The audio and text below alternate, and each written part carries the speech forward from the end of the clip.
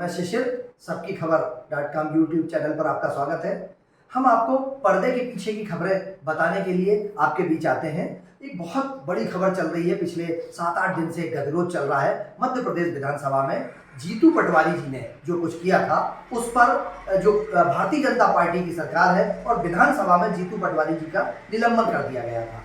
जीतू पटवारी युवा विधायक है और बहुत आक्रामक रहते हैं। उसी दौरान डॉक्टर नरोत्तम मिश्रा जी के हाथ से जो बाबा भीमराव अम्बेडकर जी की किताब है, ऐसा कांग्रेस आरोप लगाती है कि उन्होंने फेंक कर नेता प्रतिपक्ष जी को मारा था और फिर कांग्रेस ने हंगामा किया था कि डॉक्टर नरोत्तम मिश्रा संसदीय कार्य मंत्री हैं, उनको निलंबित किया जाए। विधानसभा अध्यक्ष के पास वह भी विचाराधीन है।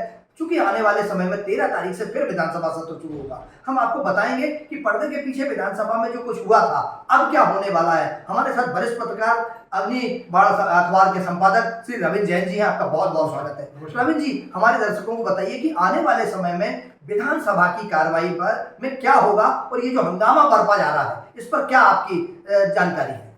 देखिए शिशिर जी, बहुत महत्वपूर्ण मुद्दा है क्योंकि मध्य प्रदेश विधानसभा में वैसे ही अब सत्रों की संख्या बहुत कम होती जा रही है।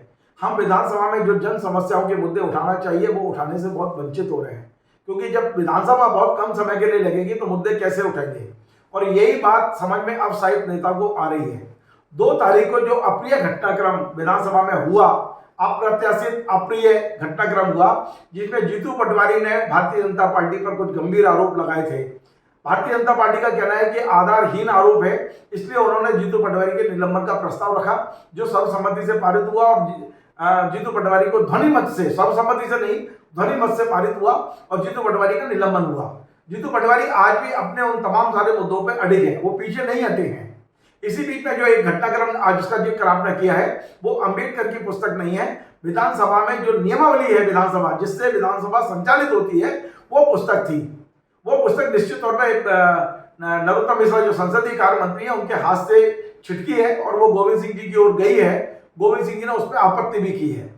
नरोत्तम मिश्रा ने इस संबंध में सफाई दी है कि वो मेरे हाथ से छूट गई थी और उन्होंने उसके लिए माफी भी मांगी है। लेकिन इसके बाद जो घटनाक्रम हुआ वो और भी ज्यादा अलोकप्रिय था, बहुत ज्यादा आपत्तिजनक भी कह सकते हैं। वो ये कि उसी किताब को कांग्रेस के वरिष्ठ विधायक जो पूर्व मंत्री है सज्जन वर्मा ने वो फाड़ के फेंक दी और वो पूरी की पूरी लहरा दी उन्होंने। देखिए, नियमों की किताब को आप फाड़ेंगे तो निश्चित तौर पर ये सदन की अवमानना भी है, हमारे ये जो नियमावली बनी हुई है उसका भी अवमानना है। तो दोनों तरफ से गलतियां हुई हैं। जीतू पटवारी का निलंबन भी हुआ है। इन तमाम सारे मुद्दों पे अब 13 तारीख को विधानसभा चलेगी नहीं चलेगी, राज्यपाल के अभिभाषण पर जो धन्यवाद प्रस्ताव आना है उस पर क्या होगा, बजट कैसे पारित होगा, हमें कुछ नए नियम भी बनाने हैं, जो नए एक्ट आने हैं, संशोधन अधिनियम आने हैं, उनका क्या होगा। तो तमाम लोगों की नजर इस पर लगी हुई है। तो मैं आपको बताऊंगा ये बड़ा सुखद समाचार है। जो सूचनाएं हमको मिल रही हैं कि आपसी बातचीत से कांग्रेस इस बात को हल करने पर सहमत हो गई है और स्पीकर श्री गिरीश गौतम जी बहुत ही वरिष्ठ हमारे स्पीकर हैं, संजिदा हैं, बहुत कानून के जानकार हैं और वे कभी नहीं चाहेंगे अप्रिय स्थिति उनके कार्यकाल में बने।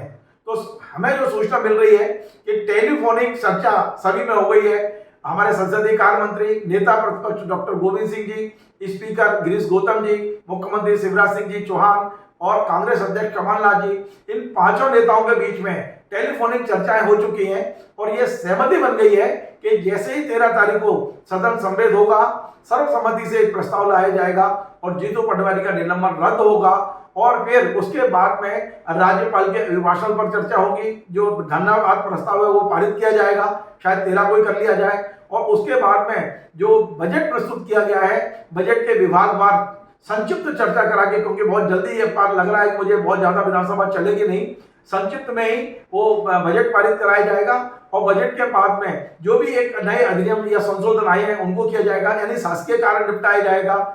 इस बीच में हो सकता है कि कांग्रेस कुछ नए ज्वलंत मुद्दे उठाए और वो सबसे बड़ा ज्वलंत मुद्दा इस बार जो जीतू पटवारी ने उठाया है, मुझे लगता है कि कांग्रेस उसको लपक सकती है और कांग्रेस उसको सर्वसम्मति से उठा सकती है और वो मुद्दा है किसानों की आय दुगनी करने की दिशा में कदम बढ़ाना।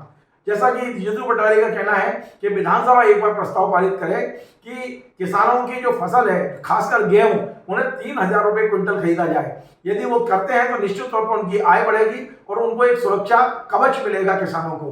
तो इन तमाम सारे मुद्दों पर चर्चा चल रही है। अभी लगता नहीं कि भारतीय जनता पार्टी या भारतीय जनता पार्टी की सरकार इतनी जल्दी इन सब मुद्दों पर तैयार होगी, लेकिन विधानसभा में चर्चा होती है तो कम से कम लोगों को उम्मीद लगती है।